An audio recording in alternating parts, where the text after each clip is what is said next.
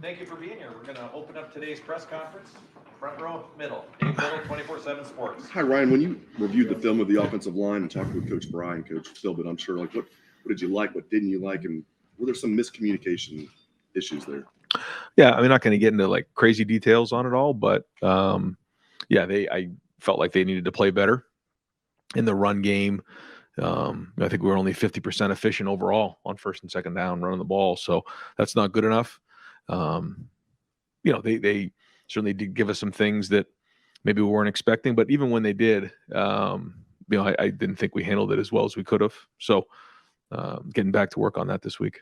They obviously got some good players on defense. How much do you attribute it to their D coordinator being here last year, kind of knowing you guys? Yeah, I mean, I don't know. I mean, listen, there was times where that didn't play into account at all, and we got to execute better. It's just the bottom line. And I think what happens sometimes is when you get into preseason camp and you run plays and it goes on to the next period or the next drill, you don't quite feel the consequences of not executing at a high level, and that's what happened on Saturday, especially in the situational things. But we got off schedule in the run game, and we can't do that.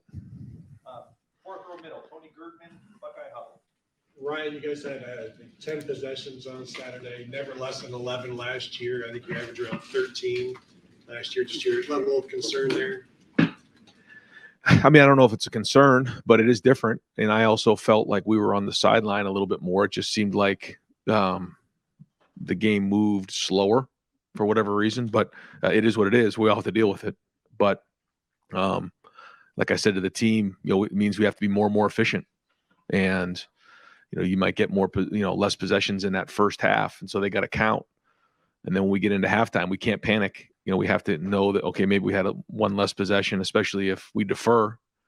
And then we got to play really well in the second half. So if you're executing well and converting on third down and doing a good job in the red zone, it's not an issue. If you're not, then it is. But I think to your point, you have to be more and more on top of your execution, because I feel like even 5 years ago, we were getting, like you said, 12 and 13 possessions. You missed one here or there. Okay, we're going to get the ball back and have another opportunity.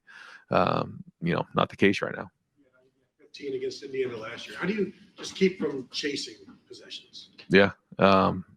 It's just a different feel. So we had 15 last year and 10 this year. Yeah. I mean, that's a lot of football.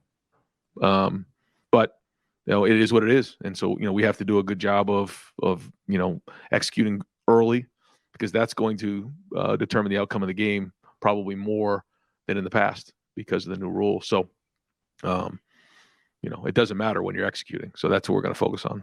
Right next door, Pat Murphy, 24/7 Sports. Ryan, you mentioned that, I think it was media days, that you wanted to make sure that you couldn't look down at your stat sheet and see that Marv wasn't getting the targets and whatnot. And I think he had 8 targets. I assume you included Mecca with that. How do you, other than just passes on target, not dropping balls, get them more involved in the offense going forward? Yeah, I mean, I think it was 8 targets, and there was a couple other things that we had designed where maybe they took him away, which is going to happen, and then that's where guys like Cade and Julian are going to have to step up, because that is going to happen this season. But we're going to continually find ways to be creative and try to get him the ball. I thought we did do that. We targeted him some. If we connect on a few of those and the touchdown and a few of those, you probably feel a little bit different coming out of the game. But again, with the number of plays, I think we threw it maybe 36 times in the game. He wasn't in the last drive. We're just gonna have to really be on point, and I think that's probably the overall sentiment right now, is that you just got to make sure everything's really efficient, everything's really thought out. But teams are going to take him away too. So when that happens, that's part of where other guys got to step up. And when we've been at our best, when we had, we had weapons all over the place, other guys have stepped up so that they can't just take one guy away. Right next door, Brendan Gulick, Buckeyes Now. Coach, I assume when you sat down with Kyle, there's some feedback that you give him, and I assume you ask him for some self-assessment. How did he seem about the way he performed? Yeah, you just kind of ask, how do you feel? How did it go out there? And I think we both felt the same way. There was some good moments, some good throws, some other things that you wish you had back. When you look at first-time starters here in the past, I mean, that was probably similar. would have liked to seen, him get more snaps, like to see Devin get more snaps in the game. That didn't happen just because the number of plays, it just, didn't quite get over 70. You'd like to get into that area, but I think that there was a lot of things to learn from, but also some good plays as well. So, it was good enough to win in this game, which is the most important thing. And that's not just Kyle. It's the offense across the board. It won't be good enough moving forward to reach our goals. On the defensive side, Sonny Styles played a lot, and it felt like he was in lots of different places on the field. How do you see his role evolving? Is he more of a defensive back? Is he more of a linebacker? Do you want him to be sort of a combo in that regard? Yeah, you like to have him on the field a lot because he can do so many things. If you get to the point where he can't do one of the job responsibilities well enough, then that's when you have to sub in, either a nickel or a bigger guy. But when he can do, both of those things well, can cover, can blitz, can fit the run, then that gives you so much more flexibility and gives Jim the opportunity to now not have to do as much subbing. We do have really capable guys there. Cam Martinez and Cody Simon are ready to go, and so we'll use those guys. They're weapons for sure. But Sonny gives you that versatility. Right in front of him, Andy Anders, 11 Warriors. Yeah, it seemed like, you guys threw out a lot of different formations, a lot of different tactics on the offensive side, whether it was the two-back stuff, whether it was 5 receivers with Xavier. At this point in the year, is it, I guess as the year progresses, I'm asking, is it going to be more of rolling through a lot of those things, or are you throwing a lot of different things out there to try and find an identity for the team? Yeah, I think that, I think we have an idea of what our identity will be on offense, but at the same time, every year is different. We have multiple backs, we have multiple receivers. We know where we need to be as the season goes on. We have different quarterbacks this season. So, we want to look at different things and see where it goes. I think we learned some things on Saturday. So we'll start to go down different paths, but, having different groupings out there does bring a lot of benefit on offense. And so we'll keep looking at those things and, make sure that we're doing it. But ultimately it comes down to execution. And if we're doing too many things, we can't execute them well enough, then, then we got to cut back. Right in front of him, Stephen Means, Cleveland.com. Right. I think there were 2 situations where it was a 3rd and 2 and you ran it and then you didn't get it and then you throw it on the next play. The first time you get it and the second time it's the interception. Obviously you're not going to give me the entire game plan here, but when you're in those situations, those 3rd and short situations, or even 4th and short situations, what goes into whether you're going to run it or you're going to pass it? Well, I think both of those, again, not giving away too many things, but both of them were 3rd and 2 or a really long one. And I felt like, if you can get to 4th and 1, then you can run it again. But when you call it on 3rd and 2, when you get 0 both times, and now it's 4th and 2, which I believe it was at least a long one, you don't have a lot of confidence that you're going to get 2 yards. And that's really what it came down to. So I guess why not just run the 4th down play on 3rd down, I guess is what. Well, we have to establish the run here, and we have got to get downhill. We got to move people, and we got to be physical. We can't be relying on the pass all the time. That's just not the way we're going to be here. So at some point, you got to get up there, draw a line in the sand, and say, we're going to move people. Now, didn't happen. So that's why we got to do a better job this week. Second row right, Bill Landis, Rivals Podcast. Ryan, is your quarterback plan the same this week? Start Kyle and try to get Devin in if you can. Yeah, yes, but try to get Devin in more. And as the week goes on, we'll continue to evaluate it based on how they practice. But yeah, I would have liked again to get Devin in the game, but like I mentioned after the game, I want to do what was best to win the game at the time. That was the first goal. I felt like that was the right thing to do. A little bit was gut, quite honestly. I can't sit here and tell you the analytics and the right way to do that, but this week would love to get Devin in some more. So I guess I'm just trying to clarify maybe then the situation, because I think the impression going into Saturday might have been this competition is carrying into the season. We're going to let them both play, and sort of how they perform on the field in games is going to decide ultimately who is the starter long term. Is that not the case? Is it to Kyle is the starter and you're going to try to play Devin when you can? Yeah, I'm trying not to get, draw too many hard lines when it comes to this right now. Honestly, I talked to the guys about saying that, our goal is to be a really good quarterback room and win games. And then as these, first few games start to develop, we get a better feel for what that looks like. learned some things about Kyle on Saturday, saw some things that were really good, saw some things that he's got to improve on. Again, disappointed that we couldn't get more on the field with Devin, but hopefully this week we can and continue to evaluate it. But Kyle will start again this week, and then we'll keep going from there. Right behind him, Dylan Davis, Dover Is Gazette.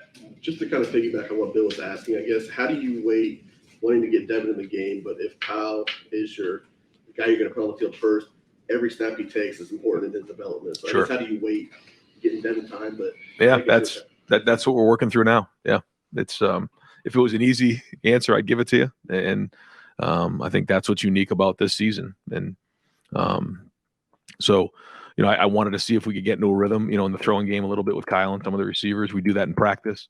I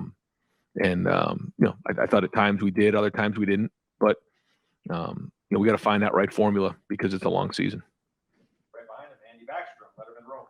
Rodney, you talked about not wanting to be reckless in week one, getting out there with a win. When do you flip that switch from being conservative, like you said, to being more aggressive? Does that happen in week 2, week 3, or does that happen later in the season? Yeah, I think that's a good question. It's probably the art of coaching is figuring that out and figuring how much and how aggressive we can be. I think that's trust over time has a big part to do with the quarterback. It has a lot to do with the offensive line. I think that, the more trust that, we all have in them, the more we can let it rip. But my job is to make sure we win games here. And when the defense is playing well and we have some, inexperienced guys in there, you got to make sure you do what's right and make sure you get on that plane with a win. It's not always pretty, not always fun, frustrating at times, but at least we get to check that box. Now we got to identify the areas we got to improve on. Right behind him, Cameron T. Robinson, The Athletic. Ryan, Chip has done a little bit of everything between his time here and at Arizona State. And then Saturday, you put him out there as a lead blocker at times.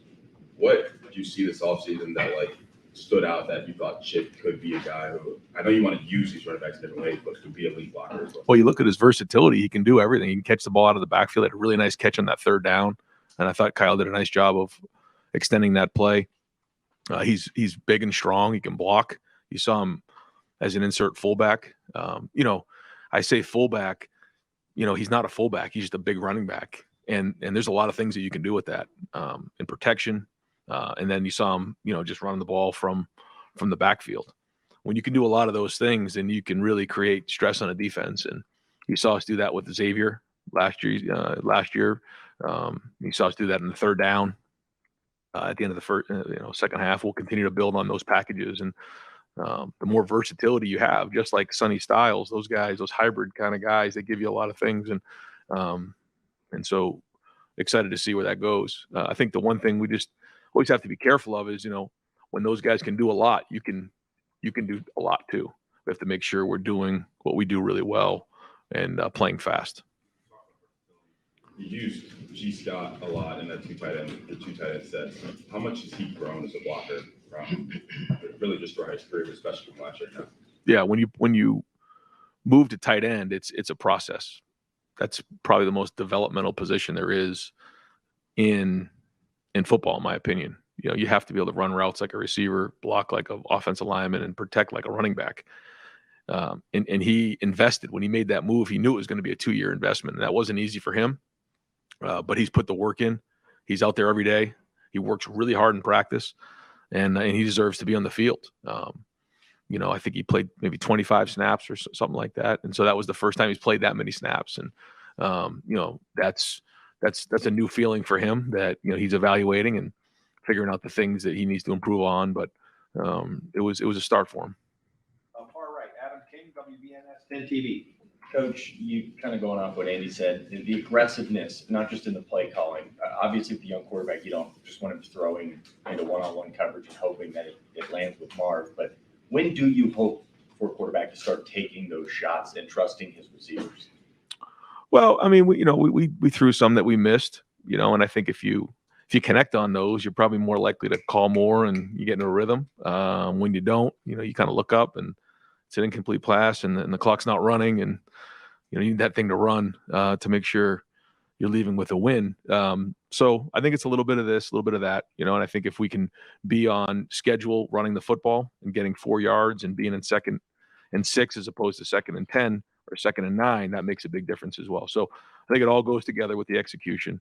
And I think the more our guys work and the more we play, certainly the more aggressive we'll be. Talk about the clock running. Just what were your thoughts kind of during the game when you would look up and see how fast the game was moving? Yeah. I had an idea. We talked about it before the game as a team, but you feel it. You do. And so you just got to handle it and have a plan for it. Front row, or right in front of them, Clay Hall of the SYX. Are you fortunate to have two FCS teams here now and maybe get some of the kinks out or start to stick your chest out, get in a rhythm of some sort? I think we only have one, right? Correct. Yeah. Yeah. Yeah. Well, I think it's really it's rarely about our opponent. Certainly sometimes it is, but we've got a lot of guys that need to get reps and we need to play. So looking forward to this week, looking forward to getting more film out there so we can just roll. But I know our guys are excited to have the first home game and certainly being in Ohio University, and certainly with Coach Tressel and his history there, being the president, it's going to be a good afternoon, and we got a lot of respect for the university. But for us, it's about us. It's about us trying to get better and get more film out there and figure out, where are we improving? Because a lot of people say you improve immensely from week 1 to week 2. I think that's important. And, it's certainly going to be important on Saturday, but it's important during the week. Today's a Tuesday practice for us. We got to have a great practice. We got to really address the issues, because when you have that first game, there's certain things that you make assumptions on that you're right on. There's other assumptions that you make that maybe you were wrong on, and then you got to go from there. And I think that's probably why people make that comment about week 1 and week 2. How important is it this defense can carry or play lights out each week to take the pressure off the offense? Yeah, I mean, I don't really look at it like that. I think that everyone's got to hold up their end of the bargain here, and when we're playing complementary football, then we can be the best team in America. But it was great to see the defense get out there and play the way they did. Certainly have bigger challenges coming, but it was a great start. And anytime you can hold a team to 3 points when they're running an offense that you hadn't prepared for, great job, great start. And I think you can see what I saw during the offseason when I came in and said, I'm seeing these guys fly around. You're seeing length, you're seeing speed, and just playing more decisive. And that happened on Saturday. So it was just a start, but we'll go from there. Right in front of them, Tom Sperry, WBNS 10TD. Coach, how tough is it? There's only one way to get game reps, and that's playing in the game. And, as you have said, this is kind of uncharted waters with these two quarterbacks. Yeah. How do you get obviously they got to get the confidence and they got to get it. Are you seeing that with Kyle right now? You want to see it with Devin. And how long till traditionally do you think the game starts to slow down for them? And where is their confidence level right now? Well, I think it takes a little bit of time when you're seeing things that are in real time, and you're actually getting hit in the pocket, and everything becomes real. And it takes, I don't know how many reps. It's different for each guy. Some guys can step right in and it just kind of goes quickly. Other guys, it takes more time. I think each guy is unique. I think both guys, feel like they can run the offense. I think both guys want to play, and so I think that the confidence of that is great. They just really haven't done a lot of it, so I think that's just the missing piece. Front row right, Austin Ward, Rivals, the podcast. Brian, you said something really interesting about the leap maybe from week 1 to week 2, which is could be wrong assumptions. Are there any of those you feel like you saw on Saturday, wrong assumptions that you had? Oh yeah, definitely. Yeah, I mean it's like that every year.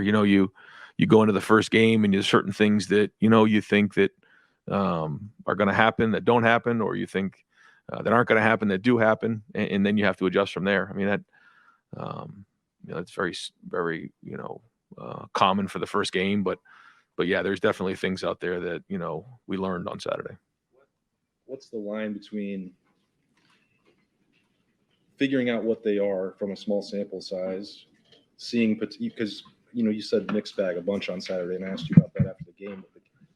There's probably potential in every single unit. How do you determine what's real and what isn't from that amount of reps? Yeah, you go on your experience and what you see on the film, and you can't go off anything else. And what you see on film is what you are.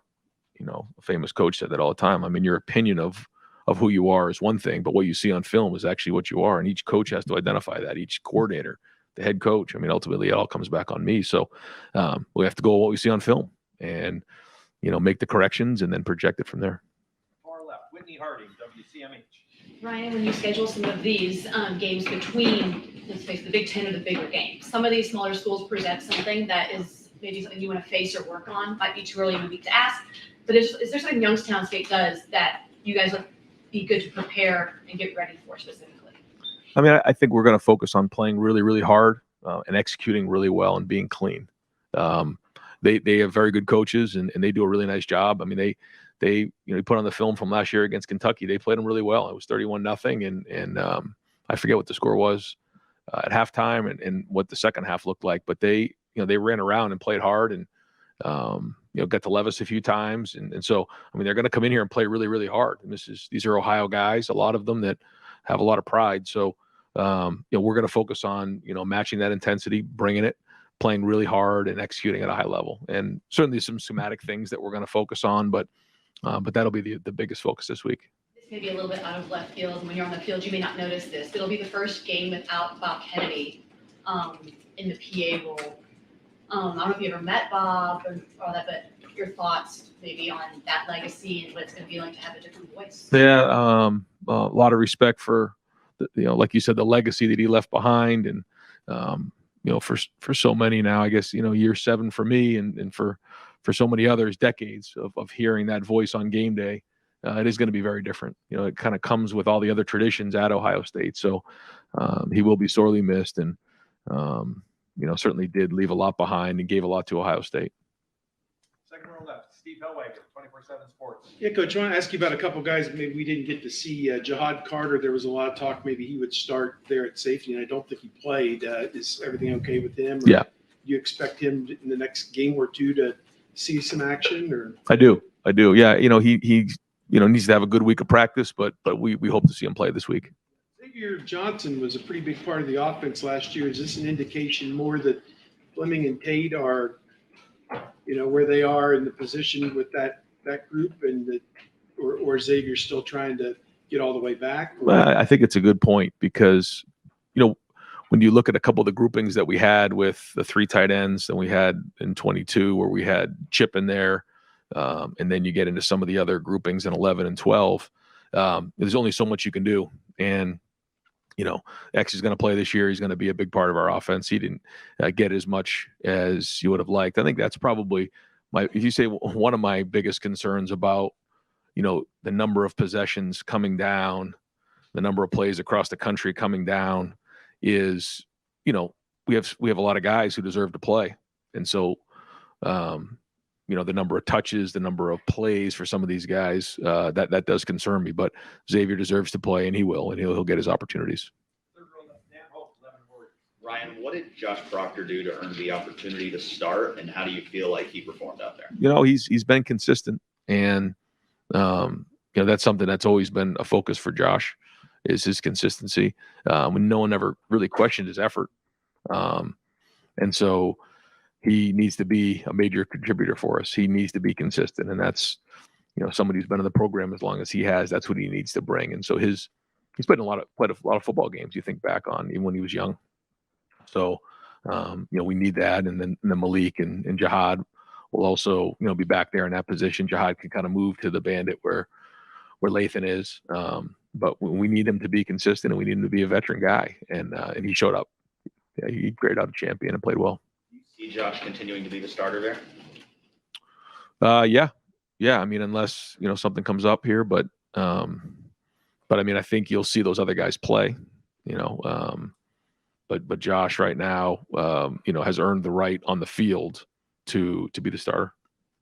Deep right, Spencer Holbrook, Letterman Rowe. Brian, seemed like there was some, maybe not chemistry issues, but just a little bit off with some of the wide receivers. Kyle and Cade seem to be really clicking. on Saturday. Have you seen that, and how much does that help your offense? Where if you can get the ball to Cade, maybe it opens up other things where you might have thought the opposite beginning of the season, where the receivers would open up for Cade. Yeah, I don't know if that's the case just in general what you said, but it seemed like that maybe was on Saturday for whatever reason. I think maybe that's because Cade's finding himself in some one-on-one situations. A couple of the ones he was down the field on a linebacker, and that's a good matchup for us. I thought he did a nice job in 1 3rd down, or I think it was in the 2-minute. He really wiggled free and created some separation. That's been an emphasis for Cade.